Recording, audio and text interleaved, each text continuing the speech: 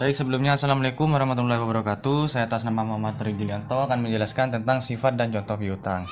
Sebelumnya, piutang merupakan tagihan yang timbul dari penjualan barang atau jasa secara kredit. Secara umum, piutang meliputi semua klaim dalam bentuk uang terhadap entitas lain sejumlah nilai pada saat melakukan transaksi. Dari definisi di atas, piutang secara luas diartikan sebagai tagihan atas segala hak perusahaan, baik berupa uang, barang maupun jasa atas pihak ketiga setelah perusahaan melaksanakan kewajibannya. Sedangkan dalam arti sempit, piutang ialah tagihan yang dapat diselesaikan dengan diterimanya uang di masa yang akan datang sesuai dengan tanggal jatuh temponya. Sifat dan contoh piutang. Menurut sumber terjadinya dalam dua kategori, yaitu piutang usaha dan piutang lain-lain. Piutang usaha adalah piutang yang berasal dari penjualan barang dagangan atau jasa secara kredit. Piutang lain-lain adalah piutang yang timbul dari transaksi di luar kegiatan usaha normal perusahaan. Piutang usaha dagang dan piutang lain-lain yang diharapkan bisa ditagih dalam waktu 1 tahun atau kurang diklasifikasikan sebagai piutang lancar.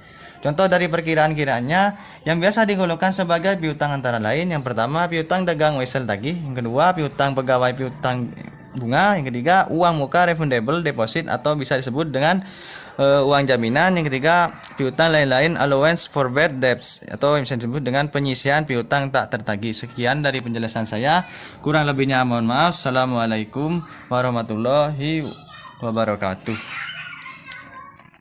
Assalamualaikum warahmatullahi wabarakatuh. Saya Eva Tuel Mami, NIM 18383022051. Nah, saya dari kelompok 10 akan menjelaskan materi dari pemateri sebelumnya, yaitu tentang tujuan pemeriksaan piutang usaha, yaitu yang pertama, untuk mengetahui apakah terdapat pengendalian intern atau internal kontrol yang baik atas piutang dan transaksi penjual, piutang dan penerima kas jika akuntan publik atau editor dapat meyakinkan dirinya bahwa internal kontrol atas internal kontrol atas piutang dan transaksi penjualan piutang dan penerimaan kas berjalan efektif, maka luas pemeriksaan dan melakukan substantif tes bisa dipersempit. Adapun ciri-ciri internal kontrol yang baik atas piutang dan transaksi penjualan piutang dan penerima kas, yaitu A. Adanya pemisahan tugas dan tanggung jawab antara yang melakukan penjualan, mengirimkan barang, melakukan penagihan, memberikan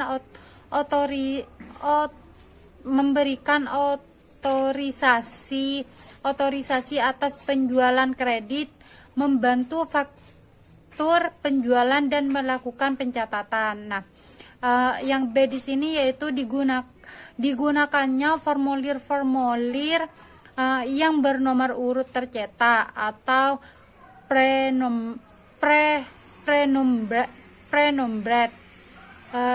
C yaitu faktur penjalan atau delivery order, surat pengiriman barang atau kredit memo, official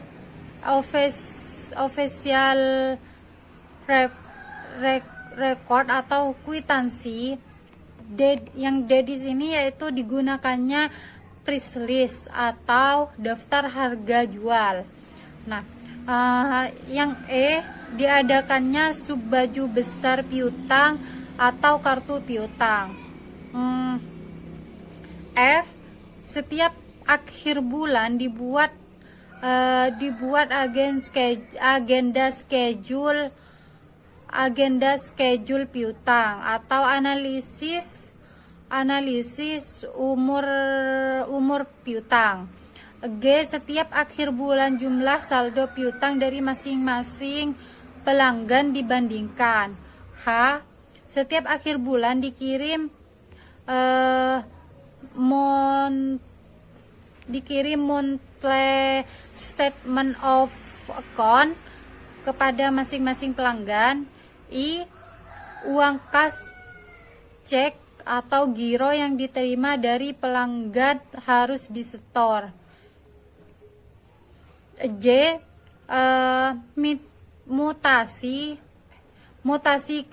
Mutasi kredit diperkirakan piutang atau buku besar dan subbuku besar. K.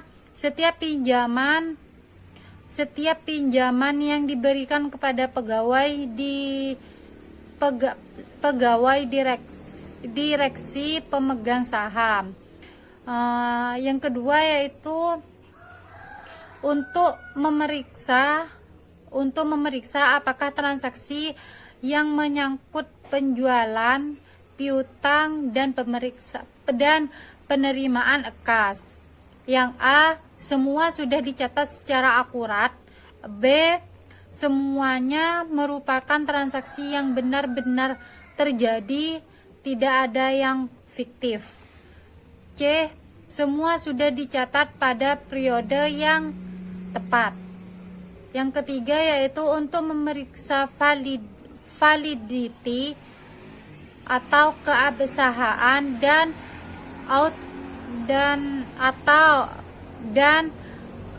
keotentikan dari piutang. Yang A yaitu validity, di sini maksudnya piutang itu sah, masih berlaku dalam arti diakui oleh yang mempunyai utang. Yang B di sini yaitu keotentikan, maksudnya apakah piutang itu didukung oleh bukti-bukti yang otentik, seperti sales order, delivery order yang sudah ditandatangani oleh pelanggan sebagai bukti bahwa pelanggan telah menerima barang yang dipesan, dan faktur penjualan. Yang keempat yaitu untuk memeriksa kemungkinan tertagihnya piutang dan cukup tidaknya perkiraan allowance for bad debts atau penyisihan piutang tak tertagih. Yang kelima yaitu untuk mengetahui apakah ada kewajiban bersyarat yang timbul karena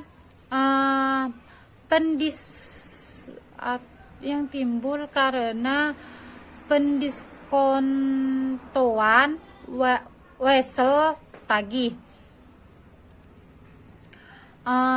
Yang keenam yaitu untuk mengetahui apakah piutang yang tercantum dalam mata uang asing sudah dikonversi ke dalam rupiah dengan menggunakan kurs rupiah BI pada tanggal neraca. Yang ketujuh, untuk memeriksa apakah penyajian piutang di neraca sesuai dengan standar akuntansi yang berlaku umum di Indonesia atau standar akuntansi keuangan. Ya, mungkin sekian dari penjelasan saya. Kurang lebihnya saya mohon maaf. Assalamualaikum warahmatullahi wabarakatuh. Assalamualaikum warahmatullahi wabarakatuh. Perkenalkan, saya Zaratul Hasanah, NIM 18383022199. Saat ini saya sebagai pemateri ketiga akan menjelaskan terkait prosedur audit piutang. Dalam prosedur audit piutang di sini terdapat 13 tahapan. Tahapan yang pertama yaitu pelajari dan evaluasi internal kontrol atas piutang dan transaksi penjualan piutang dan penerimaan kas. Dalam proses memahami dan evaluasi internal kontrol di sini nantinya akan berupa kesimpulan yang menilai apakah dari internal kontrol di sini sudah berjalan dengan efektif atau tidak. Tahapan yang kedua yaitu membuat top schedule dan sporting schedule piutang per tanggal neraca. Dan tahapan yang ketiga yaitu meminta aging schedule tersebut dari piutang usaha pertanggal neraca.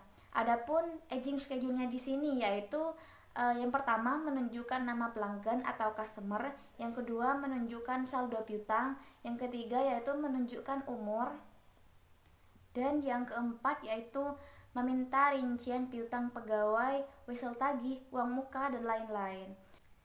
Tahapan yang keempat yaitu periksa mathematical accuracy dan cek individual balance ke subledger, lalu nanti totalnya ke general ledger. Tahap yang kelima yaitu memeriksa atau tes cek umur piutang dari beberapa customer ke subledger piutang dan sales invoice. Nah, dalam tahapan kelima di sini sangat penting sekali karena nantinya akan mempengaruhi penilaian cukup tidaknya penyisihan piutang usaha yang sudah tertagih dan tidak tertagih. Prinsip dalam tahapan yang kelima di sini bahwa semakin tua umur usaha piutang, maka semakin besar kemungkinan piutang usaha tersebut tidak dapat tertagih. Nah, oleh karena itu, auditor harus yakin bahwa tidak terjadi pergeseran umur piutang. Selanjutnya pada tahapan ke-6 yaitu kirimkan konfirmasi piutang. Nah, adapun konfirmasi piutang di sini yang pertama tentukan dan tuliskan dasar pemilihan pelanggan yang akan dikirimkan surat konfirmasi. Selanjutnya yang kedua yaitu tentukan apakah akan digunakan konfirmasi positif atau konfirmasi negatif. Nah, pada konfirmasi positif di sini di mana pelanggan diminta untuk memberikan jawaban atau konfirmasi baik saldonya di sini cocok maupun tidak. Sedangkan pada konfirmasi negatif di sini, pelanggan diminta untuk memberikan jawaban jika hanya saldonya tidak cocok. Nah, apabila pelanggan di sini tidak memberikan jawaban atau tidak memberikan tanggapan pada konfirmasi piutang di sini, maka akan dianggap bahwa saldonya di sini cocok. Berikutnya yaitu cantumkan nomor konfirmasi baik di schedule piutang maupun di surat konfirmasi. Selanjutnya, jawaban konfirmasi yang berbeda harus diberitahukan kepada klien untuk dicari perbedaannya. Dan yang terakhir yaitu membuat ikhtisar atau summary dari konfirmasi tersebut. Lanjut pada tahapan ketujuh yaitu memeriksa subsequent collection dengan memeriksa buku kas dan bukti penerimaan kas untuk periode sesudah tanggal neraca sampai mendekati tanggal penyelesaian pemeriksaan lapangan.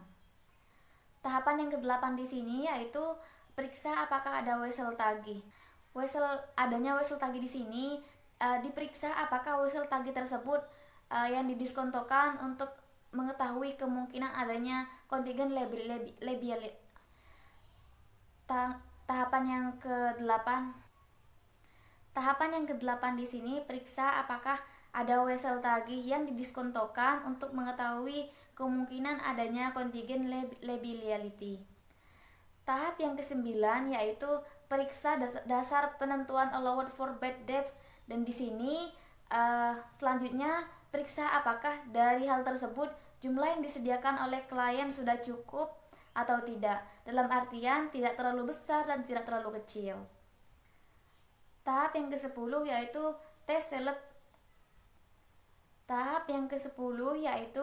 tes sales cut off dengan jalan memeriksa sales invoice. Nah, credit note di sini tahapan yang ke-10 yaitu tes sales cut off dengan jalan memeriksa sales invoice, credit note, dan lain-lain. Hal ini diperiksa kurang lebih 2 minggu sebelum dan sesudah tanggal neraca. Pemeriksaan di sini dilihat apakah barang-barang yang dijual melalui invoice di sini sudah dikirimkan per tanggal neraca ataupun tidak. Kalau belum dikirimkan, maka auditor harus mencari tahu alasannya dan diperiksa apakah ada faktur penjualan dari tahun yang diperiksa yang dibatalkan dalam periode berikutnya ataupun tidak. Tahapan selanjutnya itu tahapan yang ke-11 yaitu periksa notulen rapat, surat-surat perjanjian, jawaban konfirmasi bank, dan correspondent file untuk mengetahui apakah ada piutang yang dijadikan sebagai jaminan. Piutang di sini dapat juga dijadikan sebagai salah satu jaminan dari kredit yang diperoleh perusahaan dari bank.